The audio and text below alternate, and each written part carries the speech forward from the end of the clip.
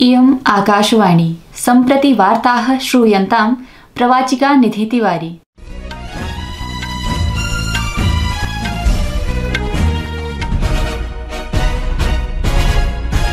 आदौ मुख्यवार्ताः। प्रधानमन्त्री नरेन्द्र मोदी अद्य महाराष्ट्रस्य शिरडीनगरे 7,500 कोटिरूप्यकाणां विभिन्नानां विकासात्मक परियोजनानां शुभारम्भं कृतवान्। सेनाप्रमुख मनोज पाण्डे प्रोक्तवान् यत् भारतीय सैन्यबलम् आत्मनिर्भरं भवितुं वैदेशिक आयाते निर्भरताम् अधिकाधिकं सीमितं करोति। अमेरिकायाः राष्ट्रपति जो बाइडेनः प्रावोचत् यत् भारत पश्चिम एशिया यूरोपाणां मध्ये आर्थिक वाणिज्य मार्गस्य प्रगतिः इस्राएल देशोपरि हमासस्य आक्रमणस्य कारणं भवितुं शक्नोति। अपि च हांगझौ इत्यत्र एशिया पैरा क्रीडास्पर्धासु भारतीय क्रीडकैः 18 स्वर्णपदकैः 24 रजतपदकैः 39 कांस्यपदकैः च सह 81 पदकानि समर्जितानि।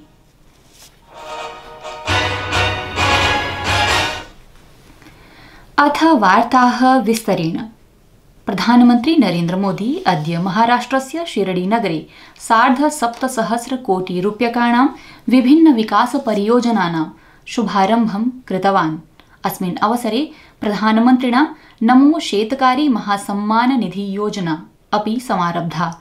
अनया योजनया महाराष्ट्रे प्रधानमन्त्री कृषक सम्मान योजनायाः 86 लाख लाभार्थिनः लाभान्विताः भविष्यन्ति। सेनाप्रमुख मनोज पाण्डे प्रोक्तवान् यत् भारतीय सैन्यबलम् आत्मनिर्भरं भवितुं वैदेशिक आयाते निर्भरताम् अधिकाधिकं सीमितं करोति। नवदिल्ल्यां चाणक्य डिफेन्स डायलॉग इत्यस्य पूर्वावलोकन कार्यक्रमे सेनाध्यक्षः प्रोक्तवान् यत् रक्षाबलैः आन्तरिक सुरक्षायाः समस्याः यथाबलं सम्मुखीकृताः।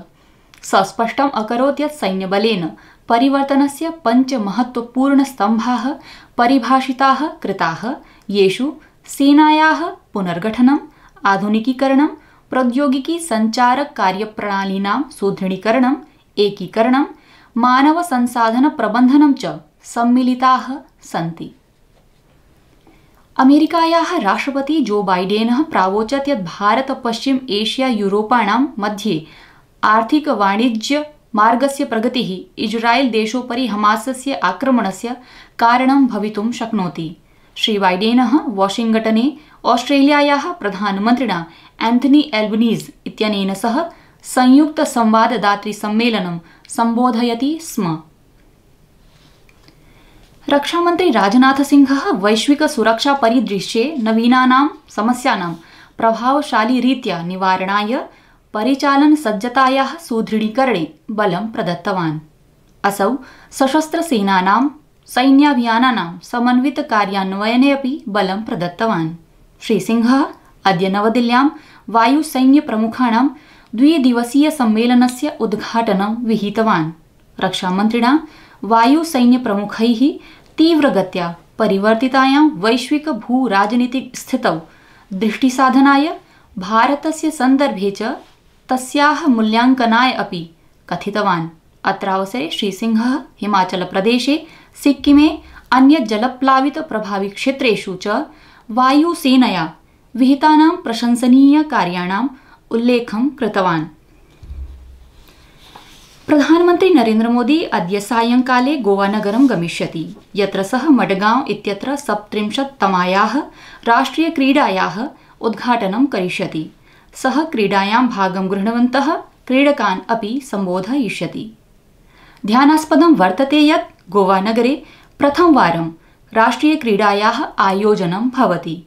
नवंबर मासस्य 9 दिनाङ्के क्रीडायाः समाप्तिः भविष्यति। देशस्य 10,000 क्रीडकाः 28 स्थलेषु 43 अधिकासु क्रीडाविधासु स्पर्धिष्यन्ति। प्रियाः श्रोतारः, संस्कृतवार्तायाः संस्करणमिदम् इदानीम् आकाशवाणीतः प्रसार्यति। सममेव कार्यक्रमोऽयम् आकाशवाण्याः अन्तर्जालपटले www.newsonair.com इत्यत्र अपि च न्यूज़ ऑन AIR इति चलदूरभाषीय तन्त्रांशे अपि उपलब्धो भविष्यति। जम्मूकश्मीर राज्यस्य भारते विलयस्य 76तमः विलयदिवसः अद्य सम्पूर्णे केन्द्रशासितप्रदेशे उत्साहेन सह मान्यते। विलयदिवसस्य अतीव महत्त्वं विद्यते। 47-उत्तर-19-शततमाब्दे अद्यैव दिवसे जम्मूकश्मीरस्य महाराजा हरिसिंहः विश्वस्य बृहत्तमं लोकतन्त्रम् अङ्गीकुर्वन् विलयसन्धिपत्रे हस्ताक्षरम् अकरोत्। अस्मिन् अवसरे अनेके कार्यक्रमाः आयोज्यन्ते। विलयदिवसम् अधिकृत्य अद्य केन्द्रशासितप्रदेशे सार्वजनिक अवकाशः समुद्घोषितः।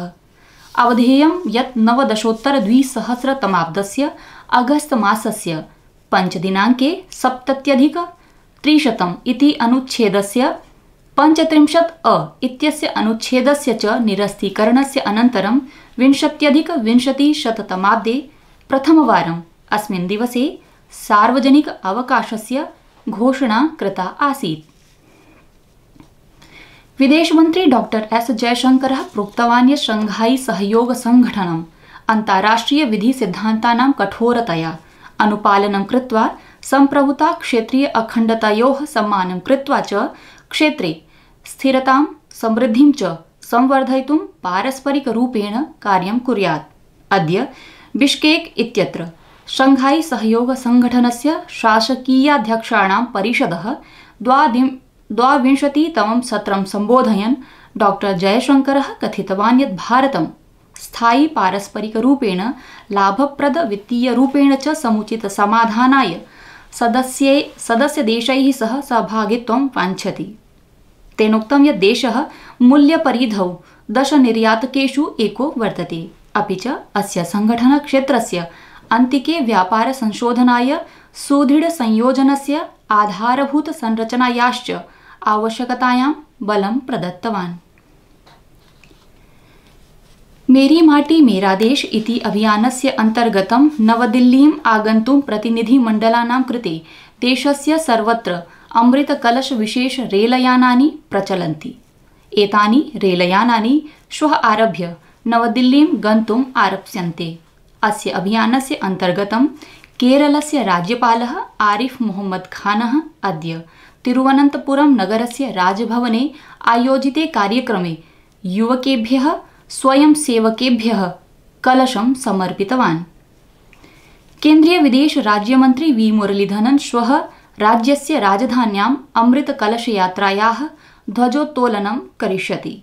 राज्यस्य 250-उत्तरैकशतं प्रखण्डेभ्यः संगृहीताः मृण्मयकलशाः राष्ट्रियस्तरस्य आयोजनार्थं दिल्लीं प्रति नेष्यन्ते। महाराष्ट्रस्य नागपुरमण्डलतः 71 अमृतकलशाः अद्य मुम्बई मार्गेण दिल्लीं प्रेषिताः। जम्मूकश्मीरे किश्तवाड़ मण्डलस्य वरिष्ठारक्षि अधीक्षकः खलील पोसवालः अद्य उपायुक्तकार्यालये नोडल पदाधिकारिणे कलशं समर्पितवान्। अवधेयं यत् आराष्ट्रं संगृहीतायाः अमृतिकायाः उपयोगेन राष्ट्रियराजधान्याम् अमृतवाटिका नामकम् अद्वितीयम् उद्यानं निर्मितं भविष्यति। इन्द्रसेन रेड्डी नल्लू इत्यनेन अद्य त्रिपुरा राज्यस्य राज्यपालपदस्य शपथवचनं स्वीकृतम्। त्रिपुरा उच्चन्यायालयस्य मुख्यन्यायाधीशेन अपरेश कुमारसिंहेन श्री नल्लू इत्यस्मै शपथवचनं प्रदत्तम्। अस्मिन् अवसरे मुख्यमन्त्री डॉक्टर माणिक साहा तस्य च मन्त्रिपरिषदः अनेके सदस्याः उपस्थिताः आसन्। हांगझौ इत्यत्र एशिया पैरा क्रीडास्पर्धासु भारतेन इण्डोनेशियायां 18-द्विसहस्रतमाब्दे आयोजितं 270 पदकानां स्वकीयं सर्वश्रेष्ठप्रदर्शनं विहाय अधुनापि स्वोत्कृष्टप्रदर्शनं प्रवर्तते। भारतीयक्रीडकैः 18 स्वर्णपदकैः 24 रजतपदकैः 39 कांस्यपदकैः च सह 81 पदकानि समर्जितानि। इति वार्ताः।